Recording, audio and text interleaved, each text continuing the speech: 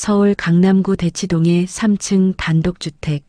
이른 아침 부엌에서는 따뜻한 된장찌개 냄새가 퍼져나갑니다.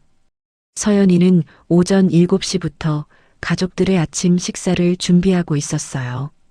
30년 경력의 중학교 국어 교사답게 그녀의 손놀림은 정확하고 능숙했습니다. 도마 위에서 파가 잘게 썰리고 냄비에서는 보글보글 찌개가 끓어올랐죠. 어머님, 제가 도와드릴게요. 며느리 한지우가 잠옷 차림으로 부엌에 들어섰습니다. 지우는 시어머니 옆에 서서 과일 바구니를 꺼내 사과를 깎기 시작했어요. 연희는 며느리의 얼굴을 살짝 바라봤습니다. 결혼한 지 6개월밖에 안 된 신혼인데도 지우의 얼굴에는 피곤한 기색이 역력했어요.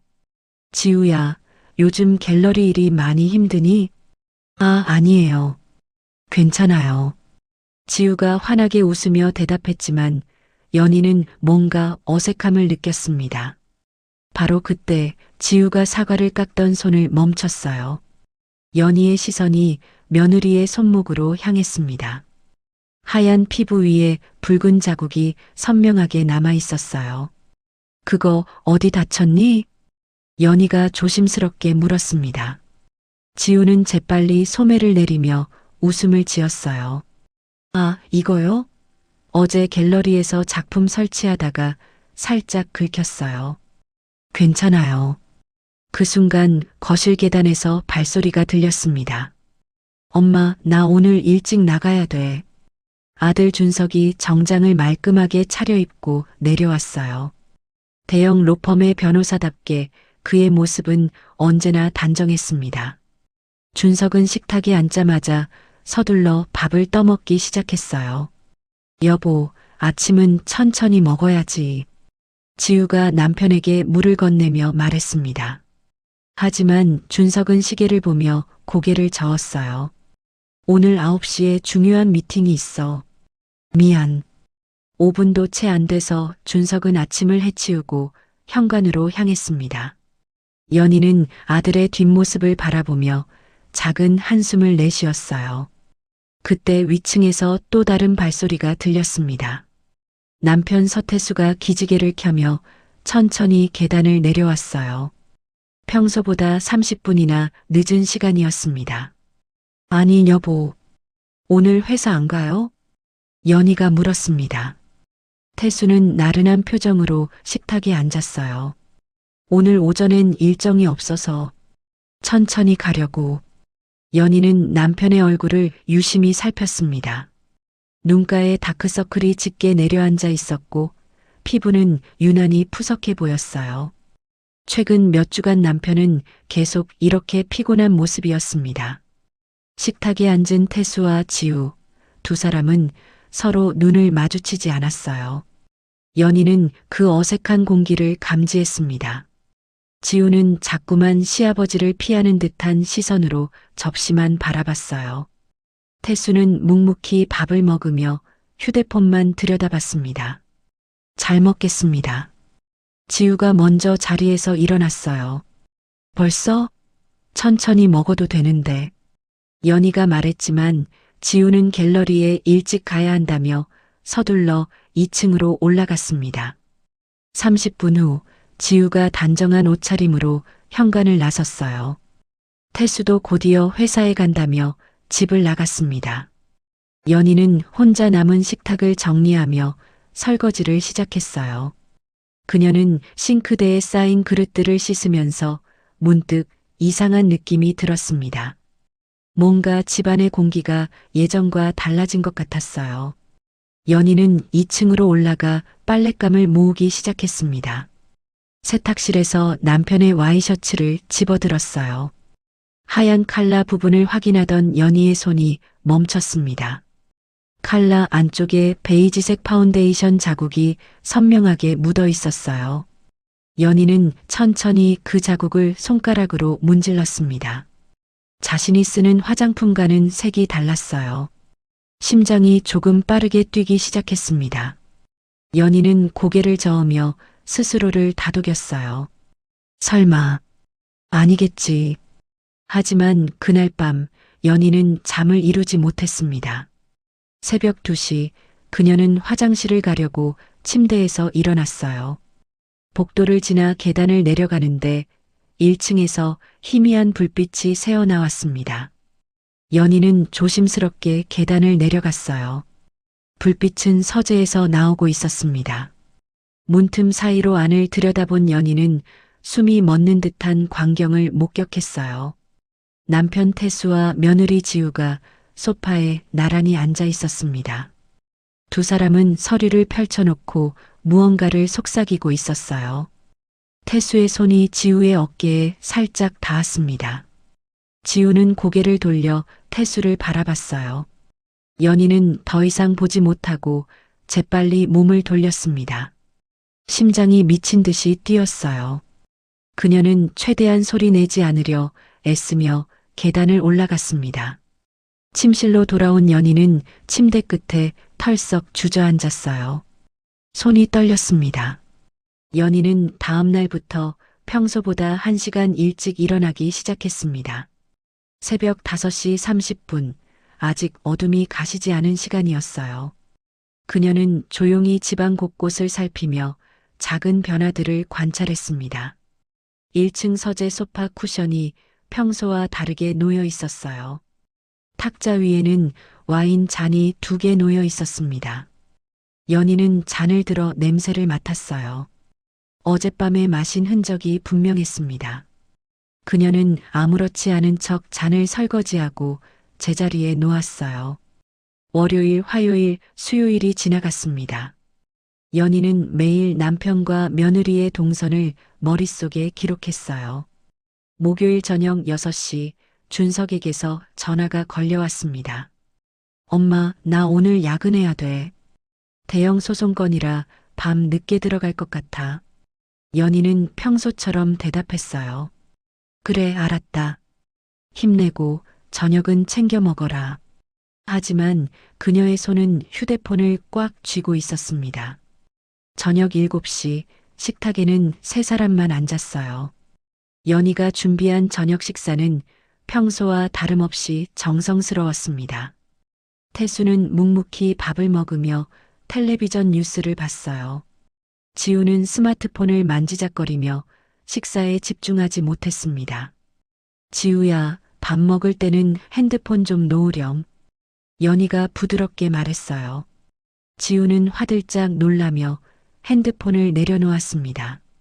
죄송해요, 어머님. 식사가 끝나고 태수가 먼저 자리에서 일어났어요. 나 서재에서 좀 일 봐야겠어. 그는 서재로 들어가 문을 닫았습니다. 지우도 곧이어 자리에서 일어났어요. 저는 방에서 책 좀 읽을게요.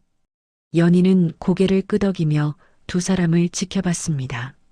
설거지를 마친 연희는 일부러 3층 자신의 방으로 올라갔어요. 텔레비전을 켜고 소리를 평소보다 크게 했습니다. 마치 방에서 쉬고 있다는 것을 알리려는 듯 했어요. 30분이 지난 후 연희는 조용히 방문을 열었습니다. 복도에 불을 켜지 않고 천천히 계단을 내려갔어요. 2층에 도착한 연희는 안방 쪽으로 발걸음을 옮겼습니다. 안방 문이 살짝 열려 있었어요. 안을 들여다본 연희의 눈이 커졌습니다. 방 안은 텅 비어 있었어요. 침대는 정리되어 있고 스탠드 불만 켜져 있었습니다. 연희의 심장이 빠르게 뛰기 시작했어요. 그녀는 숨을 고르며 1층으로 내려갔습니다. 거실을 지나 서재 앞에 멈춰 섰어요. 문틈으로 희미한 불빛이 새어나왔습니다. 연희는 귀를 문에 가까이 댔어요. 안에서 낮은 신음소리가 들렸습니다. 옷이 스치는 소리, 거친 숨소리. 안 돼요. 준석 오빠가. 지우의 떨리는 목소리가 들렸어요. 괜찮아. 조심하면 돼. 태수의 낮은 목소리가 뒤따랐습니다. 연희는 온몸이 얼어붙는 것 같았어요. 손이 부들부들 떨렸습니다. 그녀는 문을 열고 싶었지만 손이 움직이지 않았어요. 머릿속이 하얗게 변했습니다. 연희는 비틀거리며 계단으로 향했어요. 계단을 올라가는 발걸음이 무겁게 느껴졌습니다. 3층 방으로 돌아온 연희는 침대에 주저앉았어요. 눈물이 주르르 흘러내렸습니다. 30년을 함께 산 남편, 그리고 아들의 아내. 믿을 수 없는 일이 벌어지고 있었어요. 연희는 베개를 껴안고 소리 없이 울었습니다. 얼마나 시간이 흘렀을까요? 연희는 눈물을 닦고 천천히 일어났어요. 화장대 거울에 비친 자신의 얼굴은 창백했습니다. 하지만 그녀의 눈빛은 달라져 있었어요. 슬픔 뒤에 차가운 결심이 서려 있었습니다. 다음 날 아침 연희는 평소처럼 아침 식사를 준비했어요. 그녀의 손은 더 이상 떨리지 않았습니다. 식탁에 앉은 네 사람, 누구도 어젯밤 일을 언급하지 않았어요. 준석은 야근으로 피곤한지 말없이 밥을 먹었습니다. 태수는 신문을 펼쳐들고 경제면을 읽었어요. 지우는 고개를 숙인 채 밥알만 뒤적였습니다. 연희는 그들을 하나하나 바라봤어요. 준석아, 오늘도 늦게 들어오니? 연희가 물었습니다. 아니, 오늘은 일찍 들어올 것 같아요.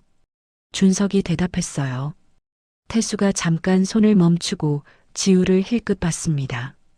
지우는 태수의 시선을 피하며 물을 마셨어요. 연희는 그 모든 것을 놓치지 않았습니다. 그래, 그럼 저녁은 집에서 같이 먹자. 연희가 환하게 웃으며 말했어요. 하지만 그녀의 눈은 웃지 않고 있었습니다. 식사가 끝나고 모두가 집을 나간 후 연희는 거실 소파에 앉았어요. 그녀는 핸드폰을 꺼내 인터넷 검색을 시작했습니다. 사설 탐정, 증거 수집, 부정행위 조사. 검색 결과가 화면에 가득 떠올랐어요. 연희는 그중 한 곳에 전화번호를 메모했습니다. 그리고 조용히 코트를 입고 집을 나섰어요.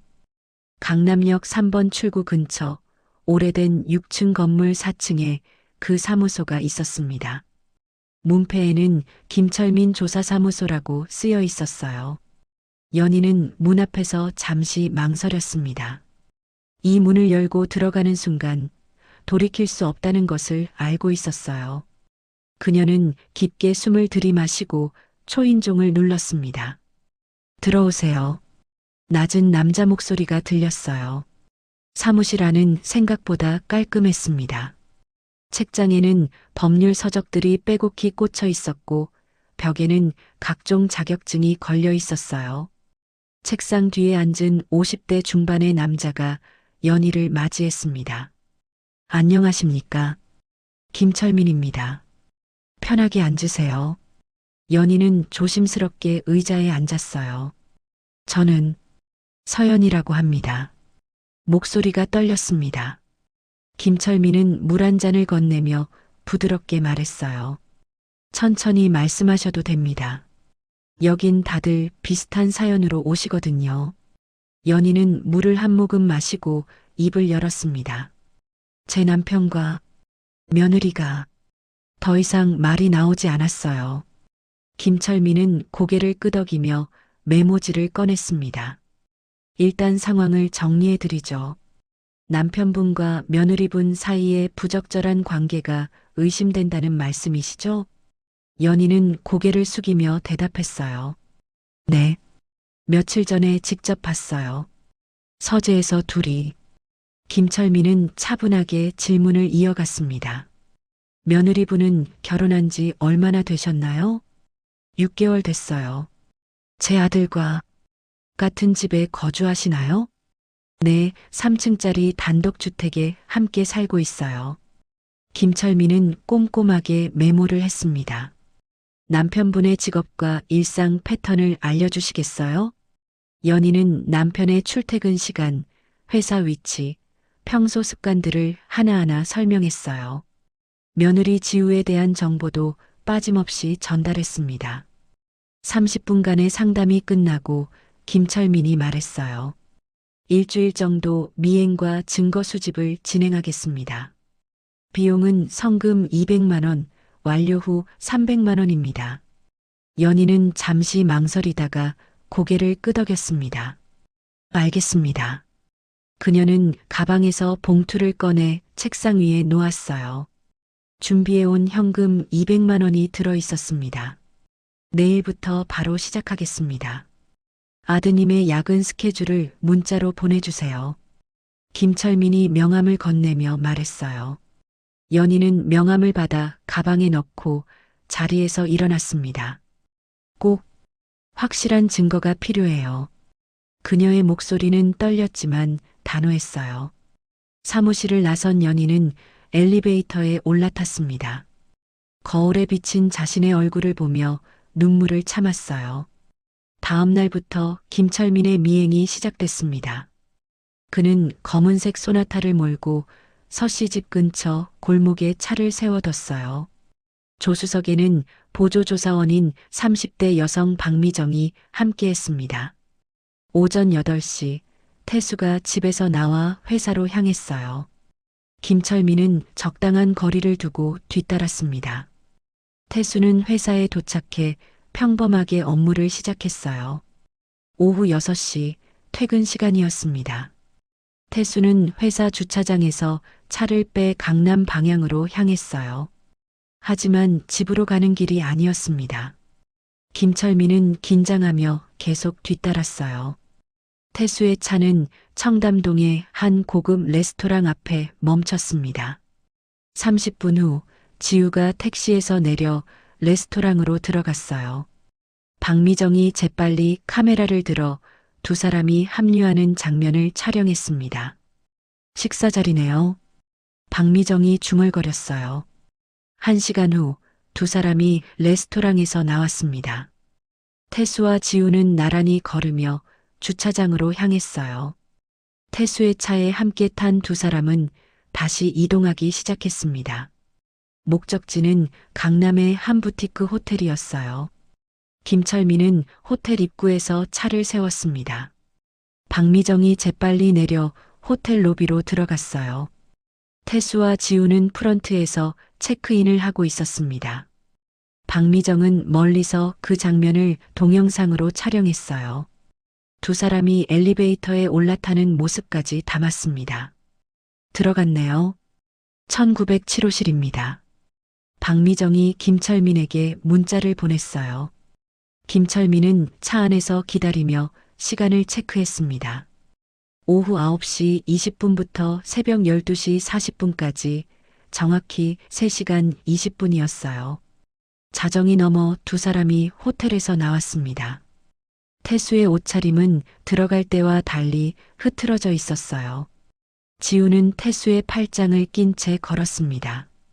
박미정이 주차장에서 그 장면을 모두 촬영했어요. 3일째 되는 날도 비슷한 패턴이 반복됐습니다. 준석이 부산 출장을 간 날 저녁이었어요. 태수와 지우는 같은 호텔에서 만났습니다. 김철민은 이번에는 호텔 복도까지 들어가 1907호실 앞을 확인했어요. 안에서 들리는 소리까지 녹음했습니다. 4일째, 김철민은 태수의 차량에 GPS 추적기를 부착했어요.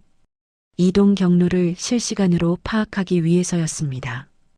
5일째부터는 집안의 패턴을 관찰했어요.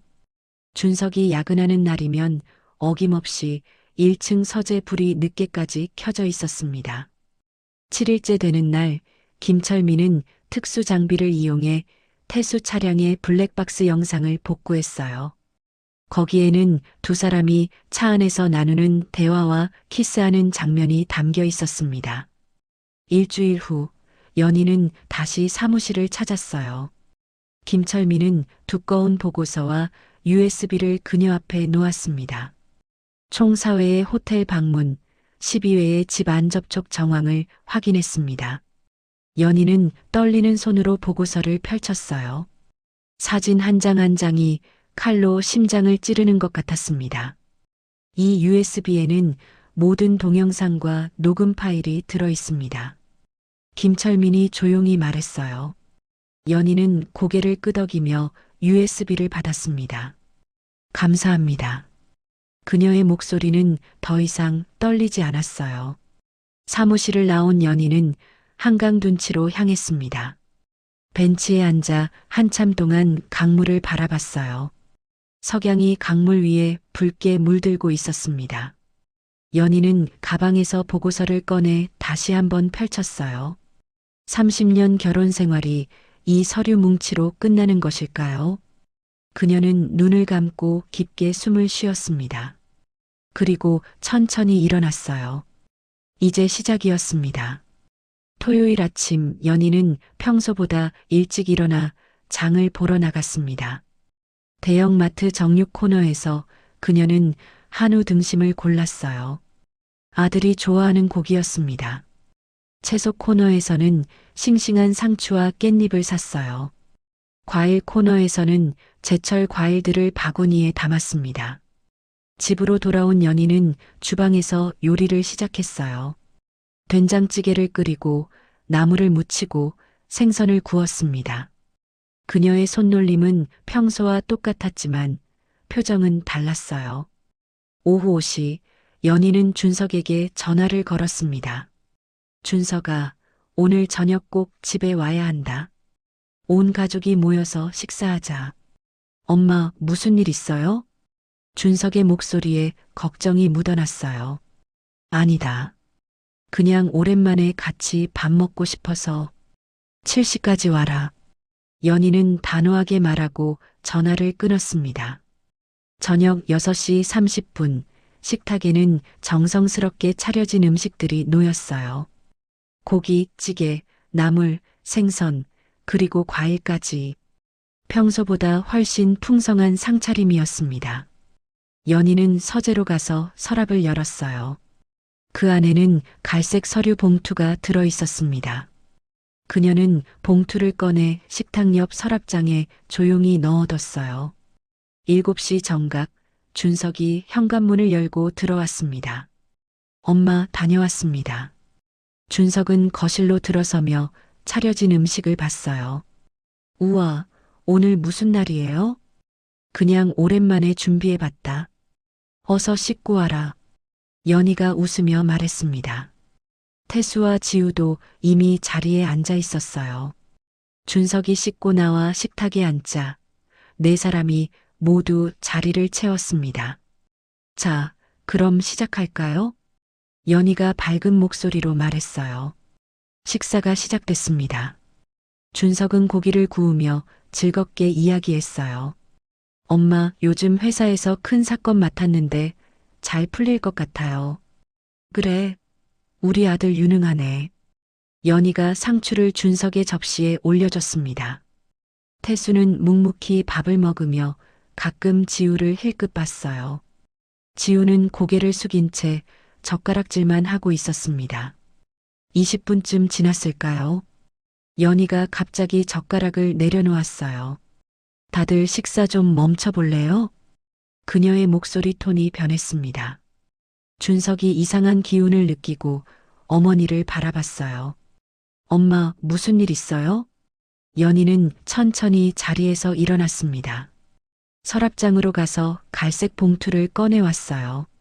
식탁 위에 봉투를 놓는 순간 공기가 무거워졌습니다. 이게 뭐예요? 준석이 물었어요. 연희는 대답 대신 봉투를 열었습니다. 안에서 사진들을 꺼내 식탁 위에 하나씩 펼쳐놓기 시작했어요. 첫 번째 사진, 호텔 앞에서 찍힌 태수와 지우. 두 번째 사진, 차 안에서 키스하는 두 사람. 세 번째 사진, 호텔 복도를 나란히 걷는 모습. 네 번째 사진, 주차장에서 포옹하는 장면.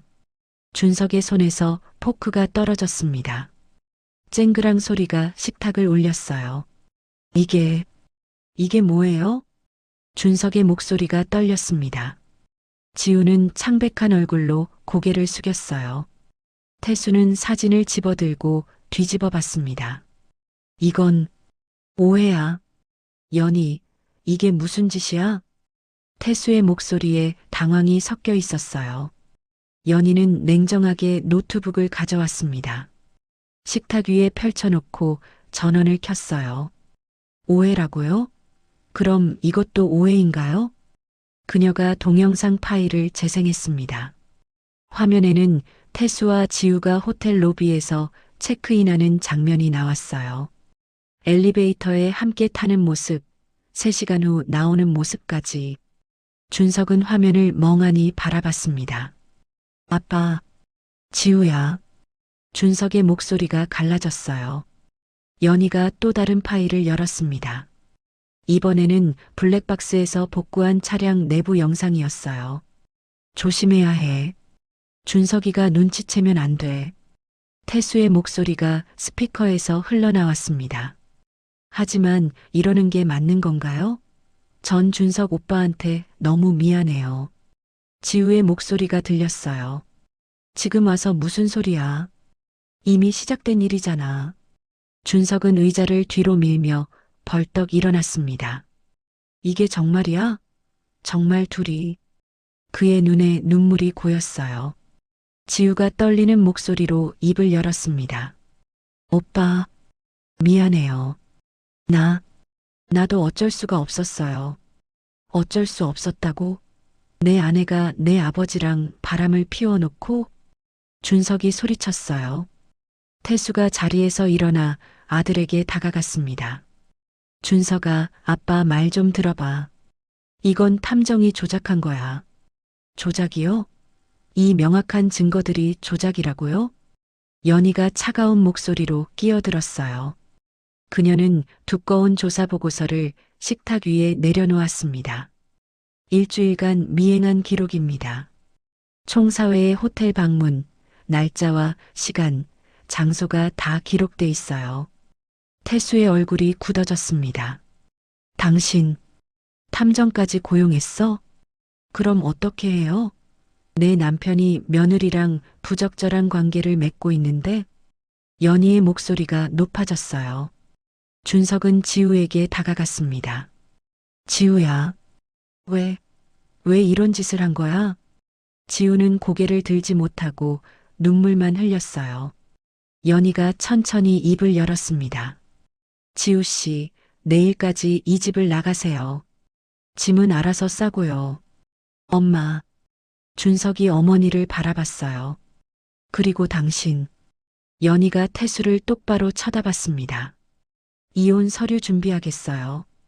변호사 통해서 연락할 거예요. 연희, 진정해. 우리 얘기 좀 하자고. 태수가 다가오려 했지만 연희는 손을 들어 막았어요. 더 이상 할 말 없어요. 30년 결혼 생활, 이걸로 끝입니다. 식탁 위의 음식들은 차갑게 식어가고 있었어요. 그날 밤 서씨 집은 무거운 침묵에 잠겼습니다. 월요일 아침 연희는 평소처럼 학교로 출근했습니다. 복도를 지나가는데 동료 교사들의 수군거림이 들렸어요. 봤어? 인터넷 기사. 쉿, 조용히 해. 본인 지나가잖아. 연희는 이상한 예감이 들어 교무실로 서둘러 들어갔어요.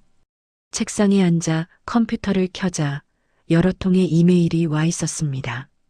학부모들이 보낸 항해 메일이었어요. 연희는 황급히 포털 사이트를 열었습니다. 실시간 검색어 3위에 시어머니, 며느리 명예훼손이라는 단어가 올라 있었어요. 기사를 클릭하자 지우의 얼굴이 화면에 나타났습니다. 눈물을 흘리며 기자회견을 하는 모습이었어요. 연희의 손이 마우스 위에서 얼어붙었습니다. 시어머니의 일방적인 오해로 집에서 쫓겨났습니다. 지우의 떨리는 목소리가 영상에서 흘러나왔어요. 저는 시아버지와 단순히 업무 상담을 했을 뿐인데 부적절한 관계로 몰렸어요. 카메라 플래시가 터지는 가운데 지우는 계속 울먹였습니다. 연희의 심장이 빠르게 뛰기 시작했어요. 바로 그때 교무실 전화기가 울렸습니다. 교감 선생님이 교무실로 오라는 내용이었어요. 연희는 떨리는 다리로 교감실로 향했습니다. 교감실 문을 열자 교감과 교장이 심각한 표정으로 앉아 있었어요. 서 선생님 앉으세요. 교장의 목소리는 무거웠습니다. 연희는 의자에 앉았어요. 혹시 오늘 아침 기사 보셨나요? 교감이 조심스럽게 물었습니다. 방금 봤습니다. 연희의 목소리가 작아졌어요. 교장이 책상 위에 서류를 넘겼습니다. 학부모 커뮤니티의 담임 교체 요구 글이 20개 넘게 올라왔어요. 연희는 서류를 내려다봤어요. 명예훼손으로 고소당한 교사가 우리 아이들을 가르쳐도 되나요? 도덕성에 문제가 있는 교사는 교단을 떠나야 합니다. 글들이 눈에 들어왔습니다. 저는 잘못한 게 없습니다. 제가 피해자예요. 연희가 억울함을 호소했어요. 교장이 안타까운 표정을 지었습니다. 그건 알아요. 하지만 여론이 좋지 않아요. 법원 판결이 날 때까지 잠시 휴직하는 게 어떨까요? 휴직이요? 연희의 목소리가 떨렸어요. 일시적인 조치입니다. 사태가 진정되면 복직하시면 돼요. 교감이 덧붙여 말했습니다. 연희는 고개를 떨구었어요. 알겠습니다. 학교를 나서는 연희의 발걸음은 무겁기만 했습니다. 주차장으로 가는 길에 몇몇 학부모들이 그녀를 피해갔어요. 차에 올라탄 연희는 핸들을 꽉 쥐었습니다. 눈물이 주르르 흘러내렸어요. 집으로 돌아오는 길, 연희는 법원에서 온 우편물을 발견했습니다. 소환장이었어요. 한지우가 명예훼손 및 무고죄로 고소한 것이었습니다. 연희는 봉투를 든 채 현관문을 열었어요. 문 앞에 붉은 페인트 자국이 남아 있었습니다. 거짓말쟁이라는 글씨가 선명했어요. 연희는 무릎이 풀려 그 자리에 주저앉았습니다. 얼마나 시간이 흘렀을까요? 연희는 천천히 일어나 집 안으로 들어갔어요. 거실 소파에 앉아 소환장을 다시 펼쳤습니다. 재판 날짜는 2주 후였어요. 그녀는 핸드폰을 꺼내 변호사 사무실에 전화를 걸었습니다. 여보세요. 법률사무소 정입니다. 저 명예훼손으로 고소를 당했는데요. 상담받고 싶습니다. 연희의 목소리는 지쳐 있었어요. 다음 날 연희는 강남의 한 법률사무소를 찾아갔습니다. 40대 후반의 여성 변호사 정미선이 그녀를 맞이했어요. 사건 내용을 들어봤습니다. 어려운 상황이시네요. 정미선이 서류를 넘기며 말했습니다. 상대방이 제출한 증거가 상당히 치밀해요. 연희는 긴장한 표정으로 물었어요. 어떤 증거들인가요? 정미선이 파일을 펼쳐 보여줬습니다. 첫째, 남편분과 며느리분이 나눈 문자 메시지들이에요. 내용을 보면 단순한 가족 간 상담처럼 보이게 편집됐어요. 연희는 화면을 들여다봤습니다. 요즘 준석이가 야근이 많아서 외롭지? 내가 이야기 상대가 돼줄게. 태수가 지우에게 보낸 문자였어요. 겉으로 보면 시아버지가 며느리를 위로하는 내용이었습니다. 둘째, 선생님이 평소 며느리를 구박했다는 녹음 파일이에요. 정미선이 노트북에서 파일을 재생했어요. 지우 씨, 설거지는 왜 이렇게 했어요? 다시 해요. 연희의 목소리가 스피커에서 나왔습니다. 네, 어머님. 죄송해요. 지우의 목소리가 이어졌어요. 연희는 기억을 더듬었습니다. 그날은 지우가 설거지를 대충 해서 주의를 준 날이었어요. 하지만 녹음만 들으면 구박하는 것처럼 들렸습니다. 셋째, 호텔 방문이 업무 미팅이었다는 증거예요. 정미선이 또 다른 서류를 보여줬어요. 호텔 비즈니스 센터 예약 기록이었습니다. 상대 측은 이게 회사 관련 미팅이었다고 주장하고 있어요. 연희는 어이가 없었습니다. 3시간 동안 미팅을 했다고요? 네, 그렇게 주장하고 있어요. 정미선이 고개를 끄덕였습니다. 연희는 머리가 지끈거렸어요. 그럼 제가 가진 증거는 소용없는 건가요? 아니요. 선생님의 증거가 훨씬 강력해요. 하지만 상대방도 만만치 않게 준비했다는 겁니다. 정미선이 차를 한 모금 마셨어요. 재판에서는 모든 증거를 제출하고 싸워야 합니다. 준비하세요. 연희는 고개를 끄덕였습니다. 사무실을 나선 연희는 엘리베이터를 기다렸어요. 바로 그때 옆 건물에서 지우가 나오는 모습이 보였습니다. 지우는 선글라스를 끼고 택시에 올라탔어요. 연희는 그 모습을 멍하니 바라봤습니다. 저녁 집으로 돌아온 연희는 준석이 거실에 앉아 있는 것을 발견했어요. 엄마. 준석이 조심스럽게 입을 열었습니다. 왜? 연희가 피곤한 표정으로 물었어요. 엄마가 정말 오해하신 거 아니에요? 준석의 말에 연희는 얼어붙었습니다. 뭐라고? 지우가 그러는데 아빠랑 정말 아무 일도 없었대요. 그냥 상담만 했다고. 연희는 아들을 믿을 수 없다는 표정으로 바라봤어요. 준석아, 너 정신 차려. 그 증거들을 다 봤잖아. 하지만 지우가 거짓말할 이유가 없잖아요. 준석의 목소리에는 혼란이 가득했습니다. 연희는 깊은 한숨을 쉬었어요. 아들마저 자신을 의심하고 있었습니다. 알았어. 내 마음대로 해. 연희는 계단을 올라가 자신의 방으로 들어갔어요. 문을 닫는 순간 눈물이 쏟아졌습니다. 세상이 자신을 등진 것 같았어요. 2주 후 서울중앙지방법원 3층 민사법정. 연희는 정미선 변호사와 함께 피고인석에 앉았습니다. 맞은편 원고석에는 지우와 그녀의 변호사가 자리했어요. 방청석에는 준석이 복잡한 표정으로 앉아 있었습니다. 태수는 회사 일이 있다며 법정에 나타나지 않았어요.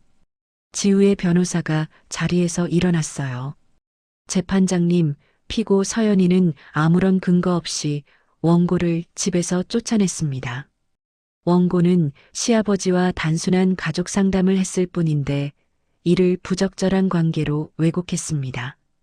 변호사는 문자 메시지 기록을 제출했습니다. 보시다시피 이 문자들은 시아버지가 외로운 며느리를 위로하는 내용입니다. 판사가 서류를 받아 살폈어요. 또한 피고는 원고를 지속적으로 구박하고 감시했습니다. 변호사가 녹음 파일을 재생했습니다. 연희의 날카로운 목소리가 법정에 울려 퍼졌어요. 설거지를 이렇게 해? 다시 해요. 방청석에서 웅성거림이 일었습니다. 호텔 방문도 회사 관련 비즈니스 미팅이었습니다. 변호사가 호텔 비즈니스 센터 예약 기록을 제출했어요. 원고의 남편, 즉 원고의 시아버지는 건설회사 이사로서 협력업체와 미팅을 가졌을 뿐입니다. 판사가 고개를 끄덕이며 서류를 넘겼습니다. 피고 측 변호인, 반박하십시오. 정미선이 자리에서 일어났어요.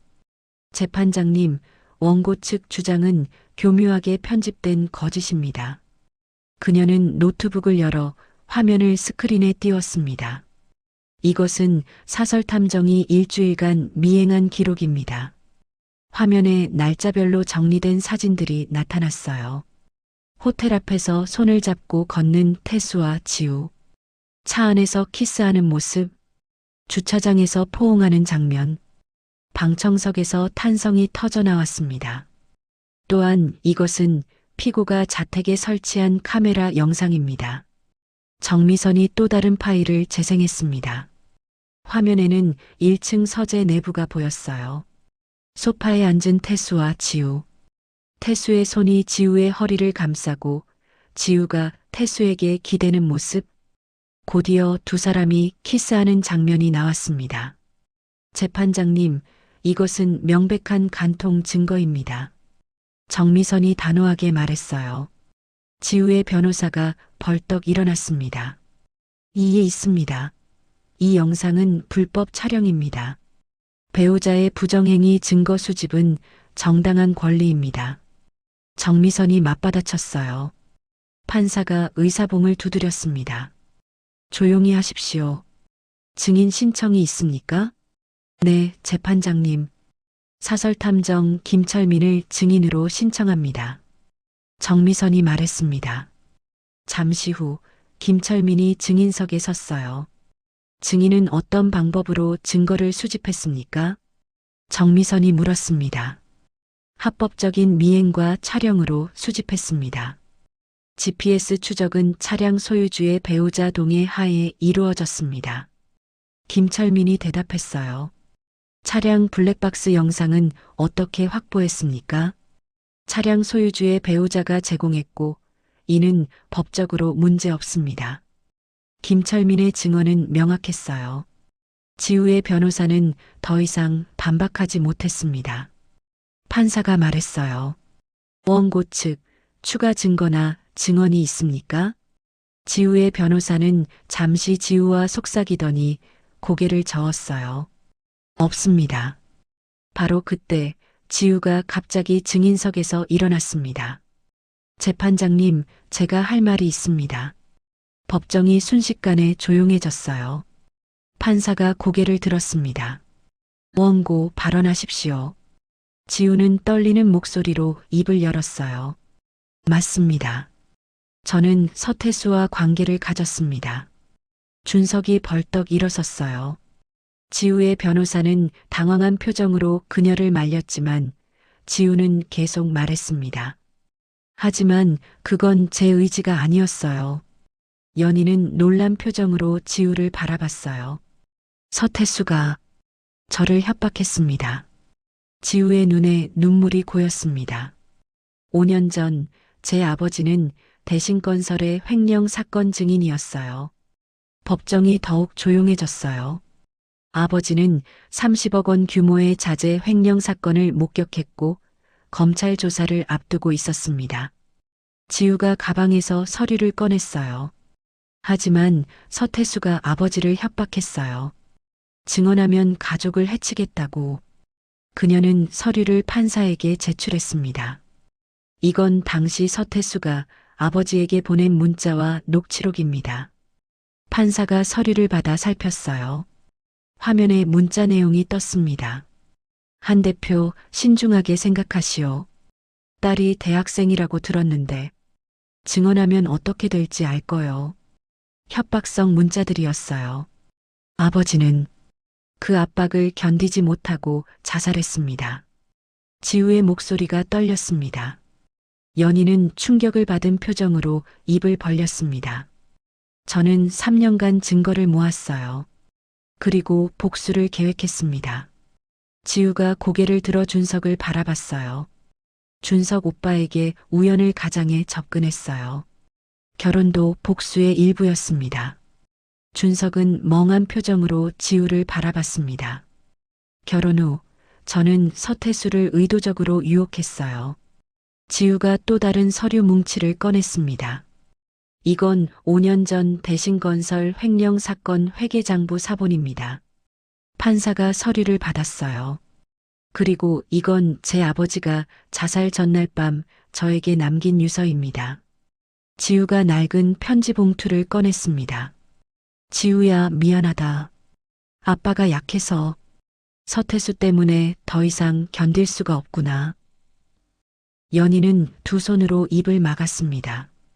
저는 서태수가 관계를 요구할 때마다 모두 녹음했어요. 지우가 핸드폰을 꺼내 파일을 재생했습니다. 지우야, 오늘 밤 준석이 출장 가잖아. 서재로 와. 태수의 목소리가 법정에 울려 퍼졌어요. 하지만 아버님, 이러면 안 돼요. 괜찮아. 이미 늦었어. 조용히 해. 태수 목소리였습니다.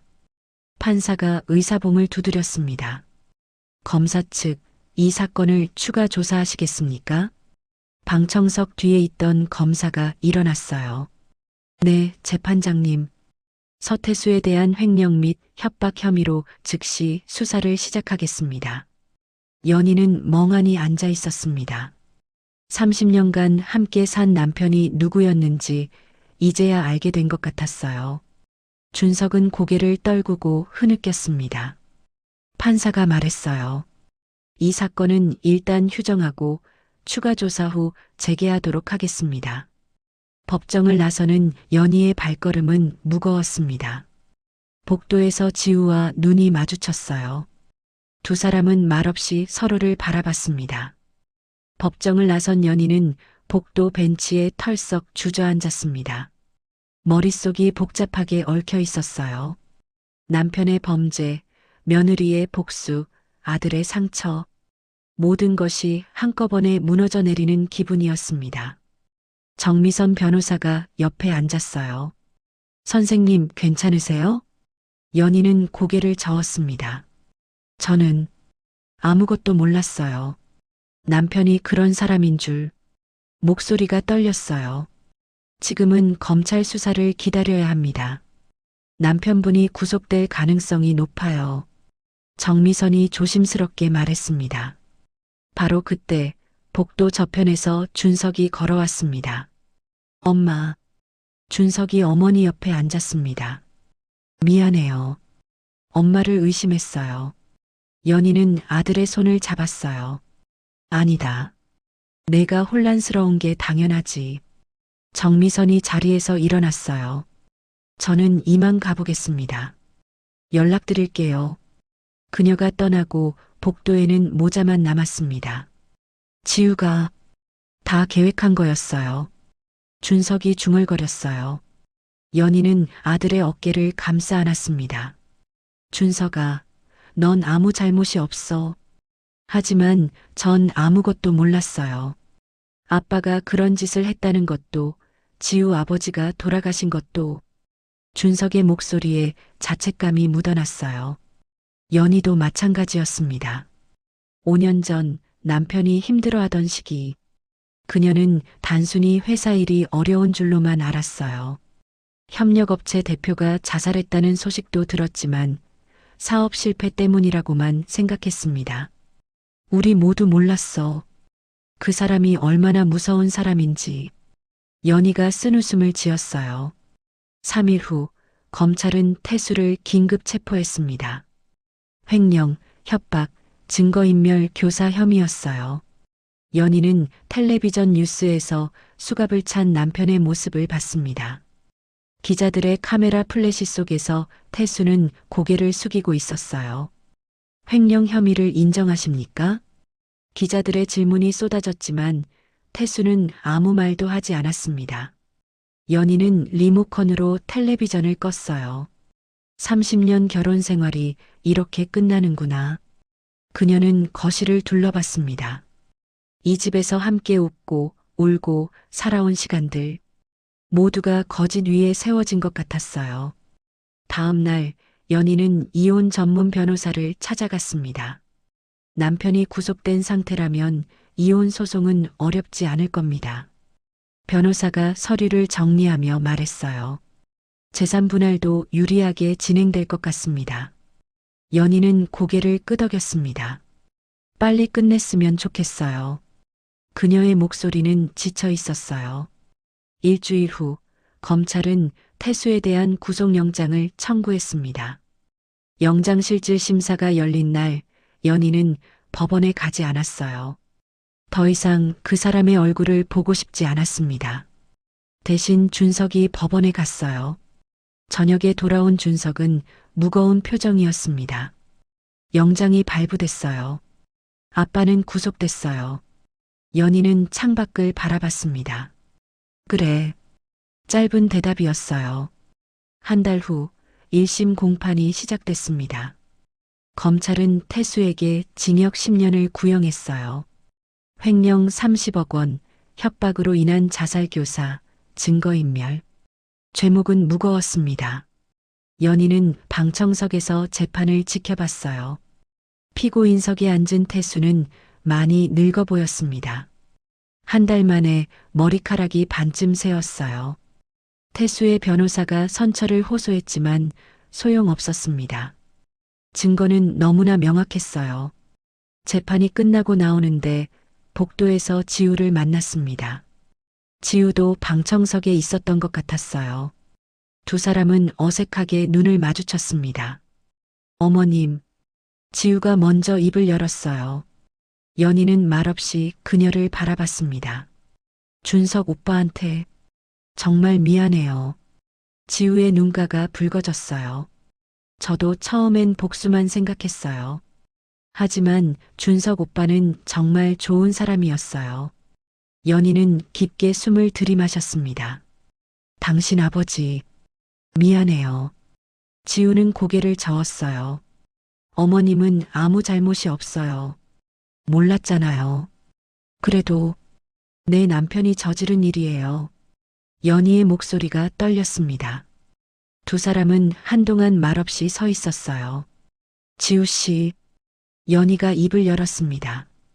당신 복수는 이룬 거예요? 지우는 쓸쓸하게 웃었어요. 모르겠어요.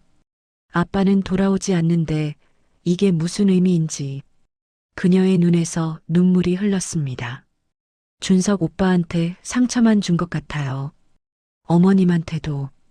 연희는 핸드백에서 손수건을 꺼내 지우에게 건넸어요. 나도 잘 모르겠어요. 누가 피해자고 누가 가해자인지. 지우는 손수건으로 눈물을 닦았습니다. 이혼하실 거예요? 네. 이미 서류 넣었어요. 연희가 대답했어요. 준석 오빠랑도 이혼할 거예요. 지우가 조용히 말했습니다. 오빠가 거부하고 있지만 전 그래야 한다고 생각해요. 연희는 고개를 끄덕였어요. 그게 맞을 거예요. 두 사람은 더 이상 할 말이 없었습니다. 지우가 먼저 몸을 돌렸어요. 어머님 건강하세요. 당신도. 연희가 대답했습니다. 지우가 복도 끝으로 사라지는 모습을 연희는 가만히 지켜봤어요. 그날 밤 연희는 서재를 정리하기 시작했습니다. 태수의 책들, 서류들, 사진들. 하나하나 상자에 담으며 연희는 눈물을 흘렸어요. 30년의 시간이 상자 속으로 들어갔습니다. 사진 속의 태수는 웃고 있었어요. 결혼식 날, 준석이 태어난 날, 가족여행 사진들. 모두가 행복해 보였습니다. 하지만 그 웃음 뒤에 무엇이 숨어 있었는지 이제는 알 수 없었어요. 연희는 사진을 상자에 넣고 뚜껑을 덮었습니다. 안녕. 작은 속삭임이었어요. 2달 후 1심 선고가 내려졌습니다. 태수는 징역 7년을 선고받았습니다. 태수는 항소하지 않았습니다. 연희의 이혼 소송도 같은 시기에 끝났어요. 재산의 70%를 연희가 가져가는 것으로 합의가 됐습니다. 집도 연희 명의로 넘어왔어요. 모든 것이 끝났습니다. 연희는 학교로 복직하지 않기로 결정했어요. 대신 명예퇴직을 신청했습니다. 30년 교직 생활도 이렇게 마무리됐어요. 준석과 지우의 이혼 조정도 진행됐습니다. 준석은 끝까지 거부했지만 지우의 의지는 단호했어요. 오빠, 우리는 이렇게 끝나야 해요. 이게 맞아요. 마지막 조정 기일에서 지우가 말했습니다. 준석은 결국 서류에 도장을 찍었어요. 모든 법적 절차가 끝났습니다. 서씨 집안은 완전히 무너졌어요. 6개월이 흘렀습니다. 연희는 이른 아침 창문을 열고 신선한 공기를 들이마셨어요. 10월의 가을바람이 상쾌했습니다. 그녀는 더 이상 대치동 집에 살지 않았어요. 이촌동 한강변의 작은 아파트로 이사했습니다. 30평 남짓한 공간이었지만 혼자 살기엔 충분했어요.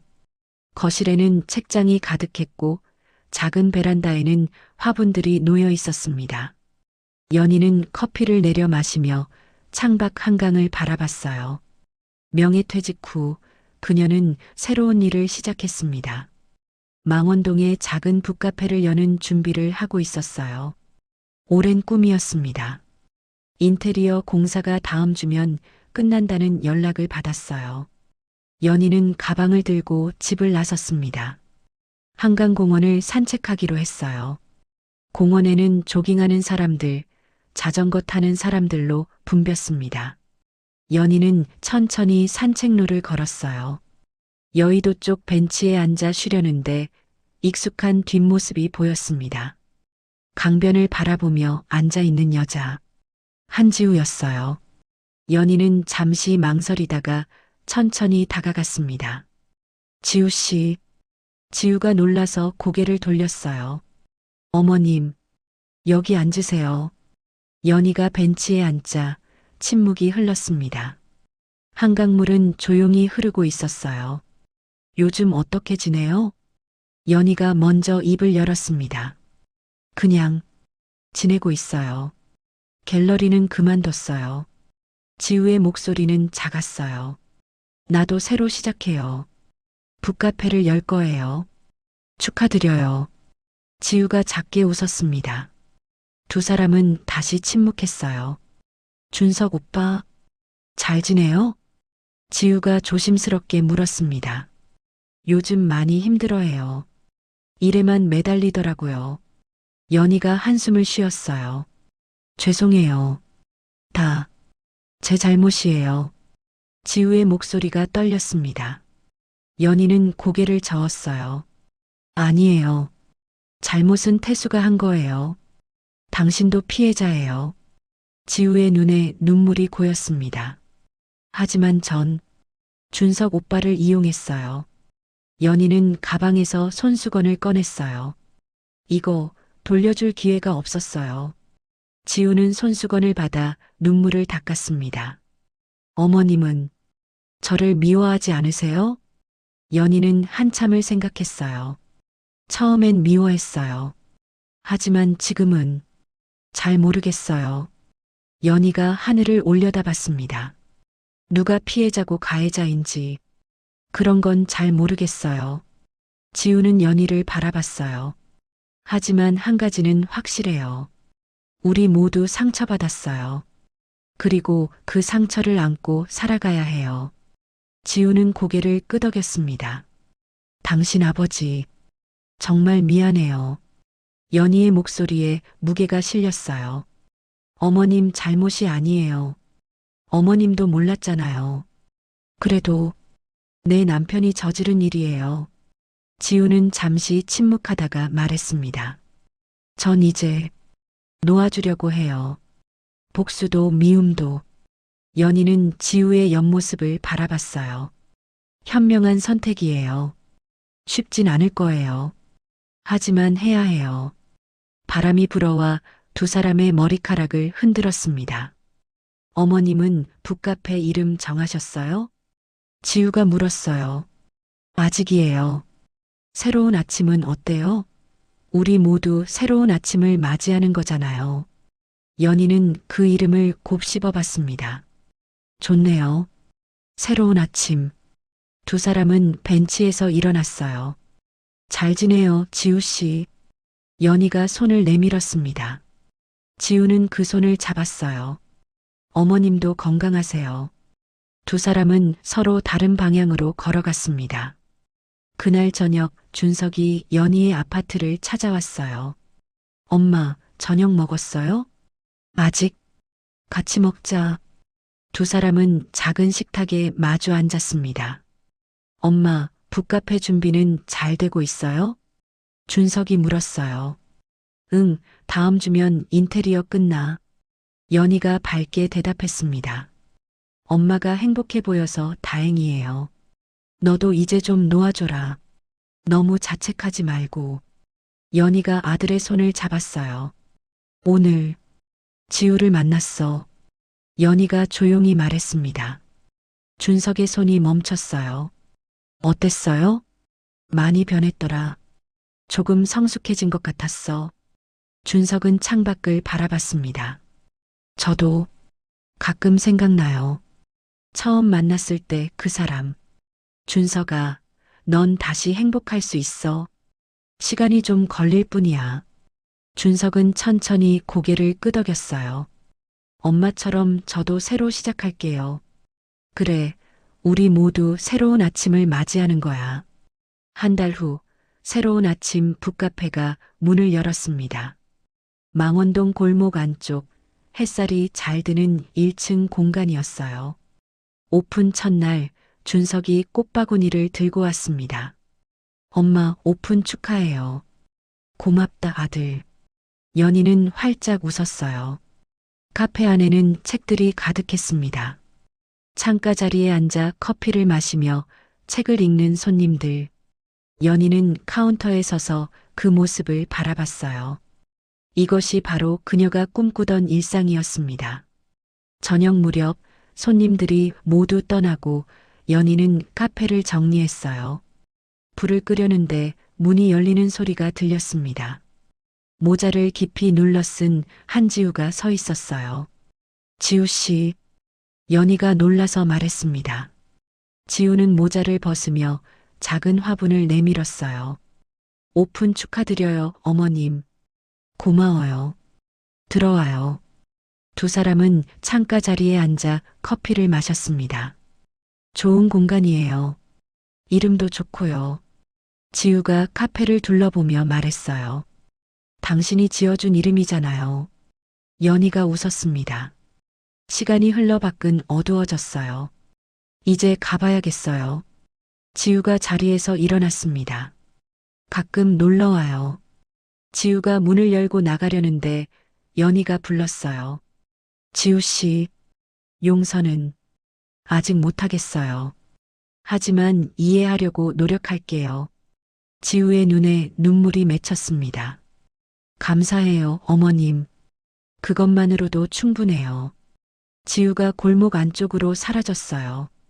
연희는 카페 문을 닫고 불을 껐습니다. 새로운 아침이라는 간판 불빛만 어둠 속에서 빛났어요. 연희는 간판을 올려다보며 미소 지었습니다. 새로운 아침, 폐허 속에서 피어난 희망. 그녀는 천천히 집으로 걸어갔어요. 한강에서 불어오는 바람이 상쾌했습니다.